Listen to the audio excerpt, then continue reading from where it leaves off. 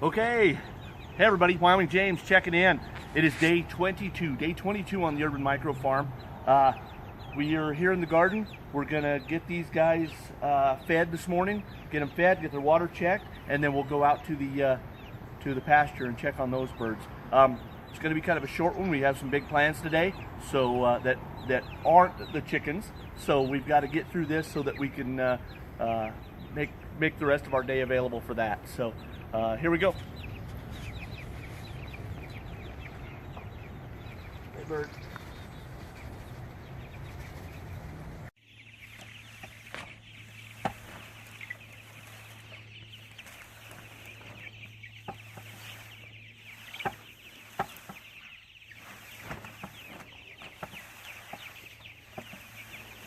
Now, bird.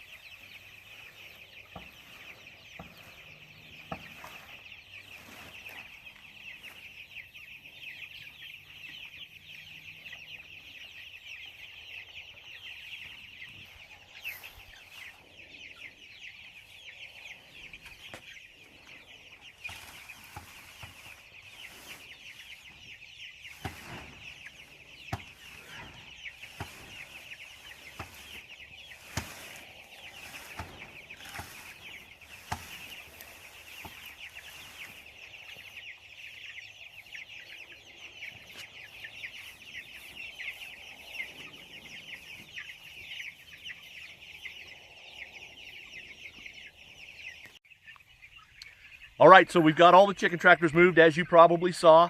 We fed them. Everybody took feed. Everybody's doing well.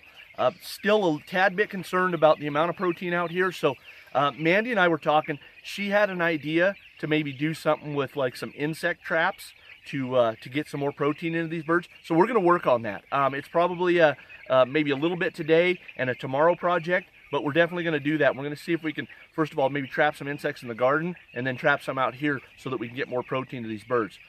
So we filled 2 of the waters. Upon filling 2 of the waters, we emptied our 55-gallon drum that's in the back of the truck that we're using for water. So 55 gallons over, 9 days. So that went pretty well. So I got 55 gallons, and I'm going to say we sloshed some out. So let's say 50 gallons over 9 days. These birds are drinking a lot of water.